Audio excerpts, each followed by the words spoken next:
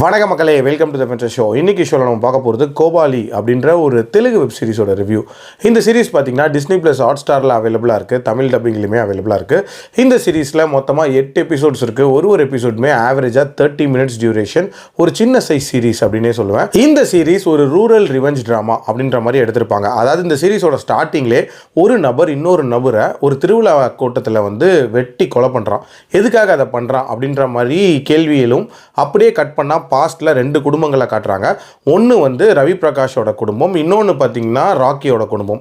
இந்த 2 குடும்பங்களுக்கு இடையே ஒரு விதமான ரைவல்ரி அப்படின்றது சின்னதாக பில்ட் ஆகிட்டே இருக்கும்.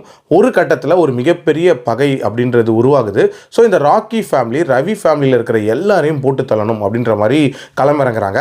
எதுக்காக களமிறங்குறாங்க, அந்த முயற்சியில் யார் யாரை போட்டு தள்ளுறாங்க, அண்ட் டுவர்ட்ஸ் எண்ட் 2 சைடில் யார் மிச்சம் இருக்கா, அண்ட் இதுக்கு நடுவில் அந்த போலீஸ் எப்படி உள்ளே வராங்க அப்படின்ற மாதிரி நிறைய விஷயங்களை சொல்லக்கூடிய ஒரு சீரிஸ் தான் இந்த சீரிஸ். இந்த சீரிஸை இவங்க ரத்தம் கொப்பளிக்க ஒரு ரிவெஞ்ச் ட்ராமாவா, அதுவும் ரூரல் ரிவெஞ்ச் ட்ராமாவா எடுக்கணும் அப்படின்ற மாதிரி யோசிச்சாங்க. மற்றபடி கதை அப்படின்றத சுத்தமாக யோசிக்கவே இல்லை அப்படின்னே சொல்லலாம். அதாவது அந்த ரிவெஞ்சுக்கு ஒரு காரணம் அப்படின்றது வேணும்ல, அந்த காரணம் அப்படின்றதே ப்ராப்பராக இல்லாத மாதிரி தான் இருக்கும். எதுக்காக வெட்டிக்கிறாங்க, எதுக்காக சாகுறாங்க அப்படின்ற மாதிரி தான் அந்த கதை முழுக்கவே போச்சு. சரி, இவங்க தான் இப்படி லூஸ்தனமாக பண்ணிட்டு இருக்காங்க அப்படின்ற மாதிரி பார்த்தா போலீஸ் இந்த கதைக்குள்ளே வராங்களா, அவங்களும் இந்த ரிவெஞ்சில் கலந்துக்கிறாங்க சம்மந்தமே இல்லாமல். நல்ல வேலை ஒரு எபிசோடுமே லெஸ் தென் ½ hour டியூரேஷன் அப்படின்றதுனால குயிக்காக முடிஞ்சிச்சு இந்த சீரிஸ். இல்லைனா இதை எக்ஸ்டெண்ட் பண்ணியிருந்தாங்கன்னா கண்டிப்பாக பார்த்துருக்கவே முடியாது அப்படின்னே சொல்லலாம். அந்தளவுக்கு ரொம்ப சுமாராக இருந்துச்சு.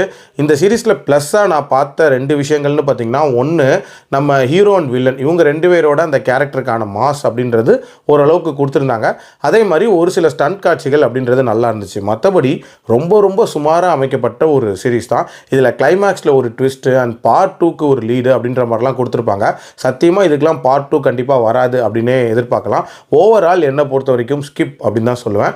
அடல்ட் கண்டென்ட்டை பொறுத்த வரைக்கும் இதில் ரத்தம் தெறிக்க காட்சிகளும் அண்ட் கெட்ட வார்த்தைகளும் இருக்கும். அதனாலே இது ஸ்ட்ரிக்ட்லி ஃபார் அடல்ட்ஸ். மீண்டும் அடுத்த விமர்சனத்தில் சந்திக்கிறேன். நன்றி.